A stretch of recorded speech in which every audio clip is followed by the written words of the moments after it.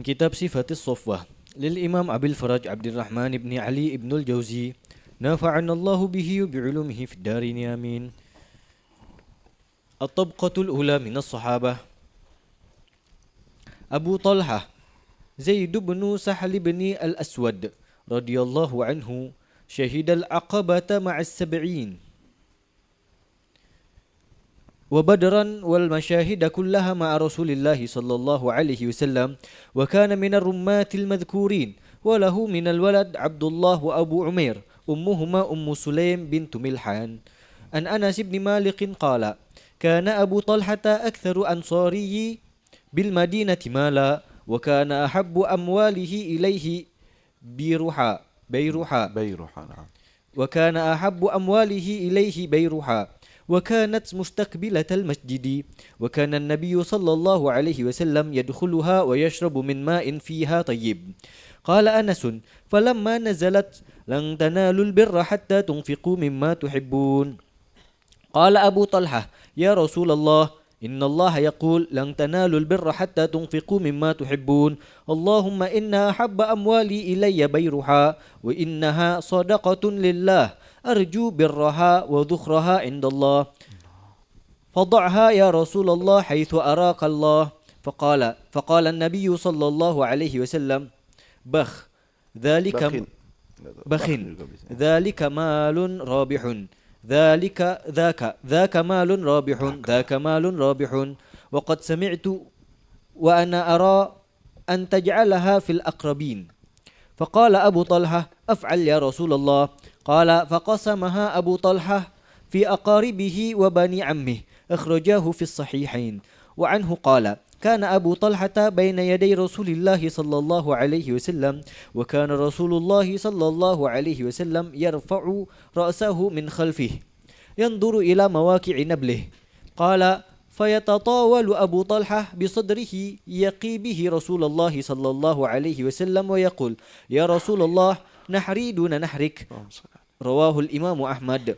وروي أيضا عنه عن النبي صلى الله عليه وسلم قال: لسوت أبي طلحة في الجيش خير من فئة. رواه الإمام أحمد. وعنه أن رسول الله صلى الله عليه وسلم قال يوم حنين: من قتل قتيلا فله سلبه. فقتل أبو طلحة يومئذ 20 رجلا فأخذ أسلابهم. وعنه أن النبي صلى الله عليه وسلم لما حلق في حجته بدأ بشكه الأيمن وقال هكذا، فوزعه بين الناس فأصابهم الشعرة والشعرتان وأقل من ذلك وأكثر، ثم قال بشكه الآخر هكذا، فقال أين أبو طلحة؟ فدفعه إليه. وعنه أن أبا طلحة ما أفطر بعد رسول الله صلى الله عليه وسلم إلا في مرض أو سفر حتى لقي الله. وعنه أن أبا طلحة سرد الصوم بعد رسول الله أن أبا طلحة سرد الصوم بعد رسول الله صلى الله عليه وسلم 40 عاما. وأنه أن أبا طلحة غزا البحر فمات فلم يوجد له جزيرة يدفن فيها 7 أيام فلم يتغير. قال الواقدي: أهل البصرة يرون أنه دفن في جزيرة، وإنما دفن بالمدينة سنة 34 وهو ابن 70 سنة، وصلى عليه عثمان. قلت: وما روينا عن أنس أنه صام بعد رسول الله صلى الله عليه وسلم 40 سنة يخالف هذا، والله أعلم. الله أعلم. سنة أبو طلحة زيد bin Sahal ibn al-Aswad al-Ansari. Abu Talhah al-Ansari. Sayyidina Abu Talhah ini adalah orang yang termasuk Ahli Badr dan Syahid al-Aqabah. Beliau juga termasuk dari 70 orang yang membaiat Rasul, pertemuan kedua. Ya, dengan Rasul, dengan 70 orang yang mereka semua membaiat, Abu Talhah ikut. Ya, dan dia ikut perang Badar dan yang lainnya. Dan beliau termasuk ahli dalam memanah, ahli panah. Wa kana minar rumah al-madhkurin, termasuk kan kita udah bahas tuh, sebagian sahabat ada yang memang memiliki keahlian dalam memanah. Ya, Sayyidina Abu Talha begitu. Walahu minal walad, nah, anaknya beliau siapa? Abdullah wa Abu Umair. Abu Umair ini yang ceritanya ya Umair ma fa'alan Nughair. Itu Abu Umair atau Umair. Ada yang mengatakan namanya Umair. Ada yang mengatakan Abu Umair. Sama yang meninggal kecil waktu masih anak-anak meninggal.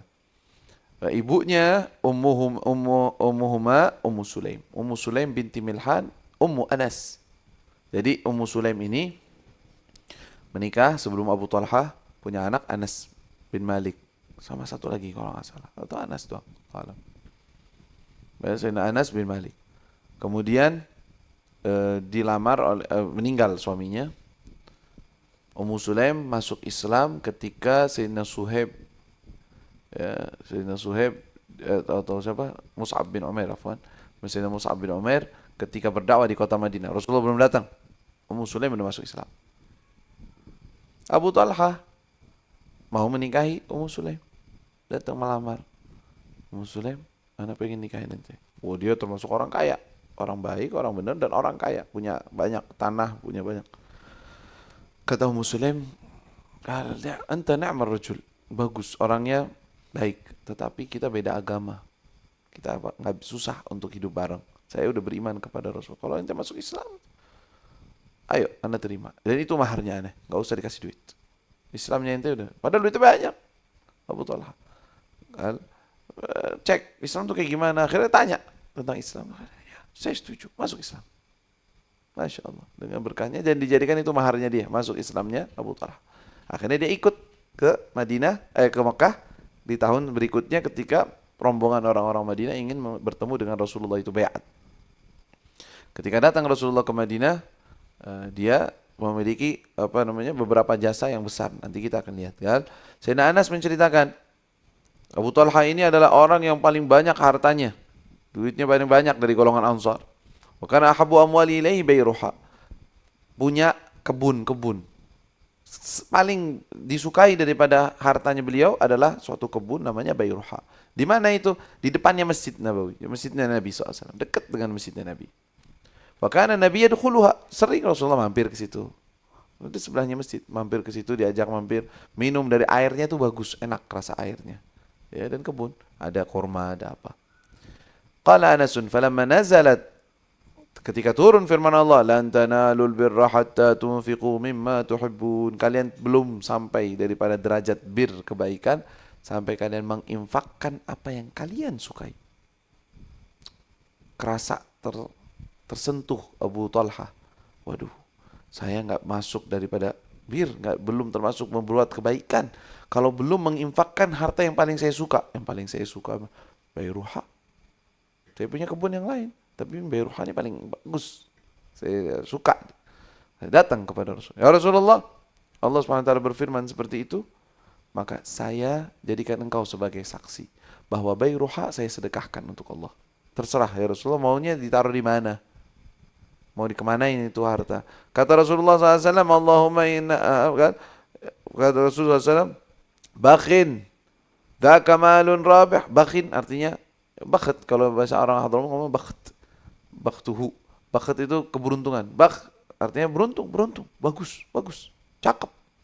Dzaka malun rabih, itu harta yang engkau sangat untung. Berarti ente sekarang punya harta yang menguntungkan itu. Itu harta yang menguntungkan. Waqad sami'tu, dan saya sudah dengar pernyataanmu bahwa engkau sudah sedekahkan harta tersebut di jalan Allah. Tapi menurut saya ara anta ja'alaha fil aqrabin. Engkau bagi-bagi harta itu ke kerabatmu. Cari kerabatmu, siapa orang-orang yang ada, engkau jadikan itu harta dibagi-bagi buat mereka. Entah pembagiannya punya sekian persen, hasilnya dikasih ke mereka atau bagaimana, Allah a'lam. Alhasil dibagikan. Fagasama Abu Talha fi aqaribihi wa bani ammeh, kepada keluarga paman-pamannya. Juga Abu Talha ini kan ahli panah. Pernah dalam suatu peperangan beliau kan Rasulullah yarfa' ra'sahu. Jadi beliau berada Nabi SAW belakangnya dia. Panah. Rasulullah ketika melihat dia memanah, Rasulullah kadang-kadang angkat kepala, pengen lihat arah panahannya kemana. Abu Talha ngerasa bahwa Rasulullah berdiri atau bergerak, dia begini. Kenapa? Ya Rasulullah, nahri duna nahrik. Takutnya ada panah dari sana kena ke nahar. Nahar itu bagian bawahnya leher. dada saya bukan dadamu. Gitu. Rasulullah jangan, ini bahaya ini. Takutnya ada apa anak panah yang terbang dari sana kita nggak lihat. Biar ana yang kena, jangan engkau ya Rasulullah. Ya, lihat bagaimana mereka dengan senang hati ya, merelakan nyawa mereka dan melindungi Rasulullah SAW. Yanzur ila mawaqi'an nablihi. Mawaqi' bertempat bagaimana anak panahnya sampai kemana. Qala fatatawala Abu Talha bisadrihi yaqi bihi Rasulullah. Menjaga Rasulullah SAW. Wa yaqul ya Rasulullah nahri duna nahrik. Dada saya jangan dadamu ya Rasul. Biar ana yang kena, jangan engkau. Ya. Ya, begitu juga Rasul mengatakan la sautu Abi Talha fil jaish khairun min fi'ah. Fi'ah itu pasukan. Suaranya Abu Talha di dalam suatu pasukan itu lebih bagus daripada pasukan besar. Artinya menguatkan atau menggetarkan musuh. Keberadaan Abu Talha dengan suaranya, dengan ucapannya itu menggetarkan lebih bagus daripada pasukan. Khairun min fi'ah. Juga Rasul ketika perang Hunain. Perang Hunain kejadiannya setelah Fathu Makkah. Perang Hunain. Ketika itu Rasul mengatakan, siapa orang yang membunuh musuh, maka lahu salbah. Salb itu baju perangnya, pedangnya, anak panahnya, busur panahnya, itu buat dia. Siapa yang membunuh seorang musuh, maka apa saja yang dimiliki oleh musuh tersebut dibawa, itu miliknya dia. Abu Talha dapatin berapa? 20 orang. Dia itu semua yang bunuh. Masya Allah. Semua punya dia. Ya. Belum lagi nanti rampasan perang yang dikasih pembagian lain lagi. Ini khusus bagi orang yang melakukan suatu tindakan di dalam peperangan. Kemudian ada keistimewaan Rasul kasih kepada Abu Talha. Ketika Rasul SAW hajjatul wada, haji, Rasulullah cukur. Nah, Rasulullah memulai cukurnya itu bada bisyagil aiman, kanan dulu. Orang yang ini di kanan. Kanannya Rasulullah SAW. Cukur, rambutnya dikumpulin. Udah, mana rambutnya sini? Rambutnya, kata Rasulullah, wadza'hu binnas. Bagi-bagi ke orang-orang. Ya Rasulullah nyuruh rambutnya, padahal rambut itu sunnahnya diapain? Dikubur. Sunnahnya rambut, buat kita nih, ini jangan bagi-bagi, nggak usah. Ngapain? Ya, kasih berkah buat orang. Itu dikubur sunnahnya. Tapi Rasul SAW nggak bilang dikubur. Jangan diambil, jangan tabarruk, nanti syirik. Enggak. Wadza'hu. Bagi ke orang-orang, biar mereka punya rambutnya ana. Buat apa kira-kira? Buat dikubur di rumah masing-masing gitu? Karena pengen tahu tuh orang-orang yang anti dengan tabarruk dan takut dengan tabarruk. Ini buat apa Rasulullah kira-kira mau bagi-bagi rambut mau buat apa? Pajangan gitu di rumahnya? Buat tabarruk. Itu barakun bin Nabi SAW. Kata Rasulullah bagi. Pas di sebelah kiri, cukur sebelah kiri. Banyak rambutnya sebelah kiri. Mana Abu Talha? Mana ya Rasul? Nih buat ente semua. Potongan rambut yang sebelah kiri semuanya dikasih Abu Talha. Enggak dibagi-bagi enggak. Tapi dikasih kepada satu orang. Kepada Abu Talha. Jadi termasuk Sayyidina Khalid ibn al-Walid. Dapat rambut. Dipakai di mana tahu? Dipakai, diikat, ditaruh di atasnya imamahnya dia, ikatan baju perangnya, helm perangnya dia, ada ikatannya dikasih di situ. Ditaruh. Dia perang, rambutnya Nabi di depannya dia. Ya. Kata dia apa? Saya nggak pernah pakai baju ini, terus masuk ke dalam medan perang, terus kalah, nggak pernah. Selalu menang dengan itu. Pernah jatuh itunya. Lagi perang, tengah-tengah perang, jatuh. Itu dia turun dari kudanya, ngambil, itu bahaya. Bisa-bisa ditebas orang. Ini pemimpin pasukan. Ya kan? Waduh, mati-matian ngambil daripada itu. Ya Khalid, taqtul nafsak, betumut. Bisa mati ente. Enggak la fi sya'r Nabi. Karena enggak mau diinjak-injak rambutnya Nabi SAW. Ambil, pakai, lagi naik kuda. Ya, radhiyallahu ta'ala anhu warda. Ya, ghairu. Sayyidina man? Abu hadha. Ya. Siapa tuh yang abahnya Abu Jandal? Suhail bin Amr. Suhail bin Amr, apa yang terjadi dia? Ketika Rasulullah itu bagi-bagi, itu ikut berebutan. Kan orang-orang berebut tuh pas Rasul bilang, ikut berebut dia dapetin beberapa helai rambutnya Nabi dicium. Dicium, dimatain nangis. Sayyidina Abu Bakar ngeliatnya, Suhail bin Amr ngambil rambutnya Nabi nangis. Ibki, Sayyidina Abu Bakar, subhanallah. Dulu musuhnya Nabi, sekarang ambil berkah dari rambutnya Nabi. Ya, radhiyallahu anhum warḍahum. Kemudian siapa nih? Abu Talha. Dia bilang apa? Setelah aina Abu Talha? Qal fadafa'ahu, ila dikasih. Wa anhu anna Abu Talha ma aftara ba'da Rasulillah illa fi maradin aw safar. Beliau setelah wafatnya Nabi hidup masih 40 tahun. Setelah itu tidak pernah batal puasa. Puasa terus, yasrudus shaum. Makanya disebut saradas shaum. 40 aman. 40 tahun puasa terus, kecuali hari raya, puasa aja pokoknya. Setelah wafatnya Nabi SAW. Dan itu kalau dilihat dari sisi umumnya ibadah harusnya jangan kayak gitu, takalluf. Tapi mereka punya cara dan mereka tahu bahwa ini adalah sesuai dan tidak melanggar daripada syariat. Ya. Di dalam riwayat jadi ada khilaf. Beliau meninggal di mana Abu Talha ini? Meninggal apakah meninggal di perjalanan ketika beliau perang atau di kota Madinah? Katanya sih mu'tamadnya di kota Madinah meninggalnya. Jadi disolati oleh Sayyidina Utsman. Ada riwayat bahwa beliau itu meninggal di Jazirah. Jazirah itu maksudnya dikubur di Jazirah itu pulau. Ketika beliau di kapal atau di perahu, kapal laut besar, mereka sedang dalam perjalanan, meninggal beliau. Mau dicari, mau dikubur di air, nggak mau, tunggu barangkali dapetin tanah. Sehari, 2 hari, 3 hari, sampai seminggu. Itu badannya nggak berubah sama sekali. Nggak bau, nggak busuk, nggak biasanya langsung perutnya jadi besar, bisa bau. Ya juga namanya orang meninggal. Ya, tubuhnya bisa membusuk. Beliau seminggu sebelum dikubur badannya nggak berubah sama sekali. Ya, sehingga dikubur di Jazirah. Itu khilaf. Apakah beliau meninggal di Jazirah atau dikubur di sana atau tidak? Ya, beliau meninggalnya di tahun sanah 34. Wa inna madufina bil Madinah sanah 34. Kalau 34 berarti nggak nyampe 40 tahun tuh. Makanya wa marawina an Anasin annahu shama ba'da Rasulillah 40 sanah. Ada riwayat kan?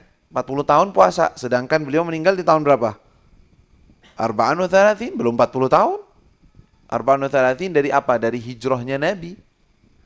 Berarti hidup 24 tahun setelah Nabi meninggalnya. Ya kan? Dan 34 dari hijrahnya Nabi, tahunnya. Sedangkan dia jadi ini yukhalif. Jadi yukhalifu hadza. Jadi ucapan dari Al-Waqidi ini nggak tahu yang benar yang mana. Apakah dia hidup 40 tahun atau meninggal di tahun 34 dan disolati oleh Sayyidina Utsman bin Affan. Usia beliau 70 tahun ketika meninggal. Itu menurut pendapat Al-Waqidi meriwayatkan hal tersebut. Allah Ta'ala alam.